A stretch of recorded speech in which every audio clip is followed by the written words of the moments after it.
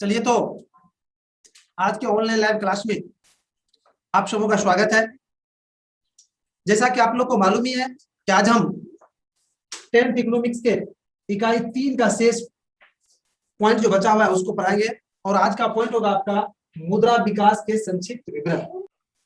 मैं बता दूं आप लोग को कि मुद्रा अर्थात भारत की दृष्टि से रुपया,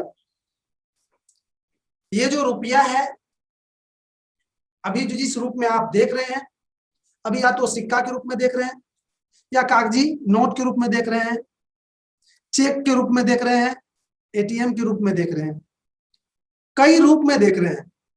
तो ये सब रूप एकाएक नहीं प्राप्त कर लिया है, इसके लिए इसको स्टेप बाय स्टेप आना पड़ा है। और जब जिस स्टेप में इसको जो दिक्कत हुआ है उसके सुधार करने के लिए दूसरा स्टेप को अपनाया है और मुद्रा विकास के स्टेप को, मुद्रा विकास के चरण को, प्रक्रिया को आप इन डाटा से समझ सकते हैं। आप इनसे समझ सकते हैं कि मुद्रा का विकास का स्टेज, मुद्रा का विकास की प्रक्रिया कैसे, क्रम, मुद्रा विकास का क्रम क्या है। थोड़ा सा ध्यान से सुनिएगा। सबसे पहला है वस्तु विनिमय। जी, जब मानव की उत्पत्ति हुई और मानव देन लेन करने लगा तो सबसे पहले वस्तु विनिमय शुरू होगा, अर्थात वस्तु देकर वस्तु दिया जाता था।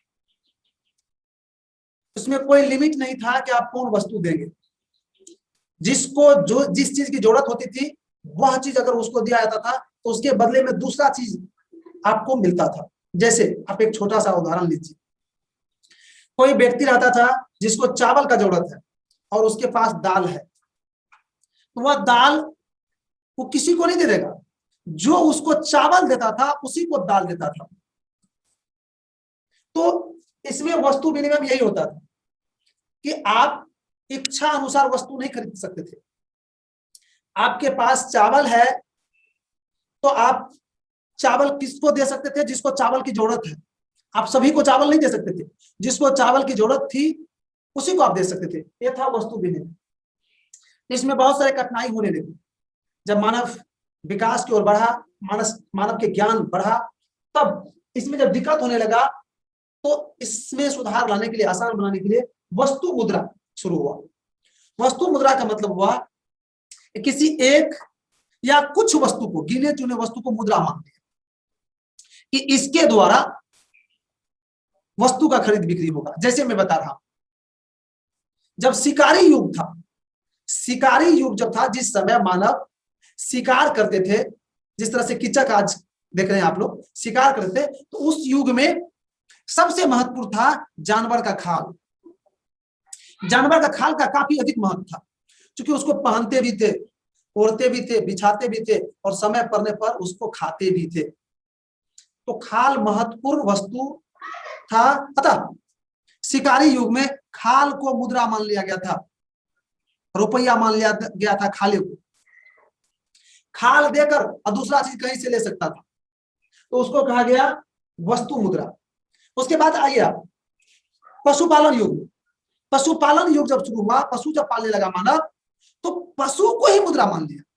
अर्थात आज जो रुपया पैसा हम लोग जेबी में रखते हैं, वो गाय भैंस को रुपया पैसा मान लिया और गाय भैंस बकरी से अन्य वस्तु का देन लेन शुरू हो गया। तो इसको कहा गया वस्तु मुद्रा। लेकिन इसमें भी दिक्कत होने लगा, दिक्कत तो होगा ही ना। उसके बाद आया धात्विक मुद्रा। तब धातु का जब खोज हुआ, अर्थात लोहा, सोना, चांदी इत्यादि का जब खोज हुआ, तो उसका महत्व बढ़ गया था, क्योंकि उससे हथियार बनाना, बर्तन बनाना इत्यादि काम किया जाता था। तब धातु को ही मुद्रा मान लिया, अर्थात धातु से खरीद बिक्री, देन लेन का काम होने लगा, तो उसको कहा गया धात्विक मुद्रा। और इसमें भी दिक्कत जब होने लगी, तब आया सिक्का मुद्रा। सिक्का मुद्रा क्या हुआ, तो धातु को ही, अर्थात सोना, चांदी इत्यादि जो महंगे धातु होते थे, उसी से विभिन्न आकार के सिक्के बना दिए जाते थे। शायद देखे भी होंगे आप लोग भी, अभी विभिन्न आकार के ऐसे ऐसे ऐसे ऐसे ऐसे करके पहले सिक्का बना था, विभिन्न आकार का सिक्का बना हुआ। इसका ज्यादा महत्व उससे, इसका इससे ऐसे, पहले 10 2 टका 4 टका नहीं लिखा रहता था, पहले आकार के आधार पर सिक्का का महत्व होता था। इसी पर राजा का फोटो होता था। तो अब तो इसी का दूसरा रूप विकसित रूप हो गया है कि इस पर लिखल रहता है 1 रुपया 2 रुपया 3 रुपया 4 रुपया जो भी है लिखल रहता है। तो शायद सिक्का मुद्रा समझ में आ गया कि इस धात्विक मुद्रा में जब दिक्कत होने लगा तो सिक्का का खोज हुआ, अर्थात धातु जब आया तो सिक्का का खोज हो गया, सिक्का ढालने लगा। और मेरे भाई कुछ दिन के बाद क्या हुआ जानते हैं, अब लोग पैसा खूब जब कमाने लगा तो 2 4 10 क्विंटल पैसा हो जाता था, रुपया हो जाता था, बोरा का बोरा। अब किसी को अगर 20,000 रुपया 10,000 रुपया देना है, 10,000 का सिक्का कितना होगा समझ सकते हैं। अगर 1 लाख देना हो तो 6-7 को मजदूर करना पड़ता था उस पैसा को एक स्थान से दूसरे स्थान ले जाने के लिए कपार पर ढो के। तो इस तरह से जब करोड़ का बात आ गया तो 1 करोड़ के लोग को लगाना पड़ता था रुपया ले जाने के लिए कपार पर, उसमें कुछ घपलाबाजी भी हो जाता था। तत्पश्चात सोचा कि इसका क्या उपाय है, और फिर तब ये सिक्का मुद्रा, देखो धीरे धीरे सिक्का मुद्रा जा रहा है। जेबियो, अरे उस समय तो कपार पे ले जाना पड़ता था ना, आज जेबी भारी हो जाता है, आज चिल्लर खाते तक जेबी हम लोग नहीं रखते हैं, जेबी को भारी हो देता है अर्थात सिक्का धीरे धीरे दिक्कत देने लगा। तब आया पत्र मुद्रा। पत्र मुद्रा का तात्पर्य हुआ कि कागज का मुद्रा शुरू हुआ। आज देख लीजिए अपने ही देश में 2 रुपया 1 रुपया से लेकर जाके अभी 2000 तक का नोट बना था, तो वही पत्र मुद्रा। पत्र मुद्रा में कोई भारी तारी लगता नहीं है। 1 करोड़ 2 करोड़ रुपया 5 करोड़ 10 करोड़ रुपया एक ही लोग ले जा सकता है, इसलिए भारी तारी है। मतलब भारी को सिक्का भारी लगा था, इसको दूर करने के लिए पत्र मुद्रा है। अब फिर दिक्कत होने लगा, 2 करोड़ 5 करोड़ टका तो आप ले जा सकते हैं क्या आदमी, लेकिन रास्ता में चोर बदमाश उचंगा छीन लेता था।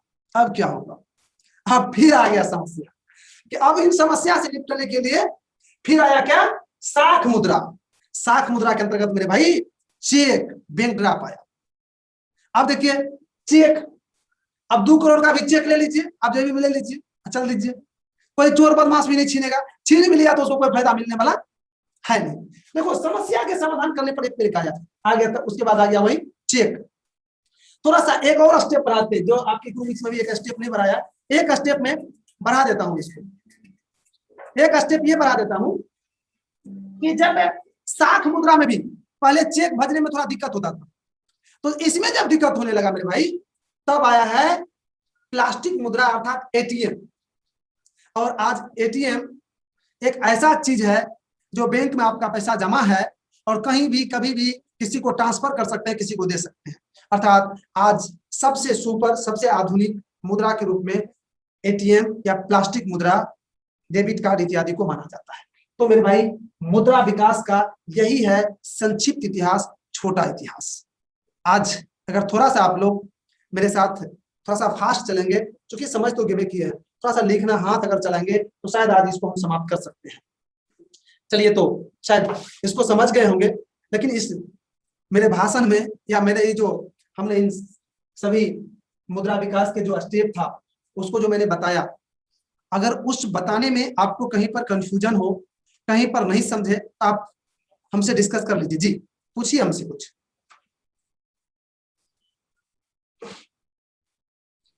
सर धात्विक मुद्रा एक बार फिर से बोलिए।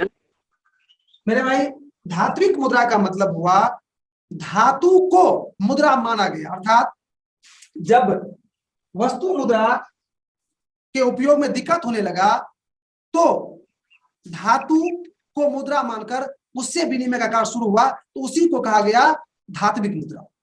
वैसे दिखाएंगे भी हम अभी। जी जी एटीएम को सर परिभाषित कीजिए सर। एटीएम कार्ड की, एटीएम को, एटीएम कार्ड सर। अच्छा, कार्ड को हम देंगे ऐसे कि बैंक द्वारा जारी किया गया वह प्लास्टिक का कार्ड जिसके माध्यम से आप अपने खाते में जमा राशि को किसी स्वचालित मशीन के माध्यम से निकाल सकते हैं या दूसरे के व्यक्ति के खाते में ट्रांसफर कर सकते हैं, उसी प्लास्टिक कार्ड को एटीएम कहा जाता है। जी वो तो कई तरह से साख मुद्रा में क्या है साख में जी, साख मुद्रा मतलब आ गया वही साख मुद्रा मतलब हुआ चेक, बैंक ड्राफ्ट, विश्वास वाला मुद्रा। चेक तो एक कागज रहता है ना, उसमें 2 करोड़ टका लिखा रहता है, तो विश्वास है ना हुआ कि 2 करोड़ टका है इसमें, उसको विश्वास मुद्रा कहा गया। तो चलिए तो अब हम आगे बढ़ते हैं। तो इसको आप लोग शायद समझ गए हैं, अब इसको नोट भी कर लीजिए, 1 नंबर लिख के डाल दीजिए, वस्तु विनिमय। वस्तु विनिमय मानव उत्पत्ति के कुछ ही दिनों के बाद देन लेन शुरू हुआ, जिसमें वस्तु से वस्तु का देन लेन होता था। यहीं से मुद्रा की आवश्यकता महसूस हुई और फिर मुद्रा का विकास शुरू हुआ। वस्तु मुद्रा, जब वस्तु विनिमय में या कहिए वस्तु के देन लेन में दिक्कत होने लगा, तब किसी वस्तु को मुद्रा मान लिया गया। जैसे शिकारी युग में खाल को, पशुपालन युग में पशु को, कृषि युग में अनाज को मुद्रा माना गया। धात्विक मुद्रा, धात्विक मुद्रा का मतलब समझते हैं, धातु का मुद्रा। धातु के आविष्कार होने पर सोना चांदी जैसे धातु को मानव मुद्रा मानकर उससे देन लेन का कार्य शुरू किया। उसके बाद सिक्का मुद्रा। जी, जब धात्विक मुद्रा के उपयोग में दिक्कत होने लगा, तब उसी धातु से विभिन्न आकार के सिक्का बनाकर उससे विनिमय का कार्य शुरू किया गया।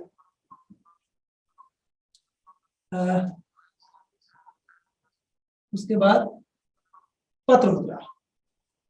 जब धातु मुद्रा को एक स्थान से दूसरे स्थान लाने ले जाने में दिक्कत होने लगा, तब कागज से बने मुद्रा का प्रचलन शुरू हुआ। उसके बाद साख मुद्रा। साख मुद्रा का मतलब चेक, बैंक ड्राफ्ट जैसे साख पत्रों से है। जब आर्थिक क्षेत्र और व्यापार में वृद्धि हुआ, तब साख मुद्रा का प्रचलन शुरू हुआ। तो इस तरह से आपने वस्तु विनिमय प्रणाली का जो क्रम था उसको आपने समझ भी गए, लिख भी लिए। और हम अगले पॉइंट की ओर बढ़ते हैं। अगला पॉइंट है आपका विश्व की कुछ देशों की मुद्राएं। जी, अब हम ये बताएंगे आपको कि विश्व के जो हैं, हमने इससे पहले भी बताया कि दुनिया के सभी देशों की मुद्राएं अलग अलग है, और उसमें से कुछ देश हैं जिसके मुद्रा का आज नाम जानना है। लिख लीजिए ऊपर।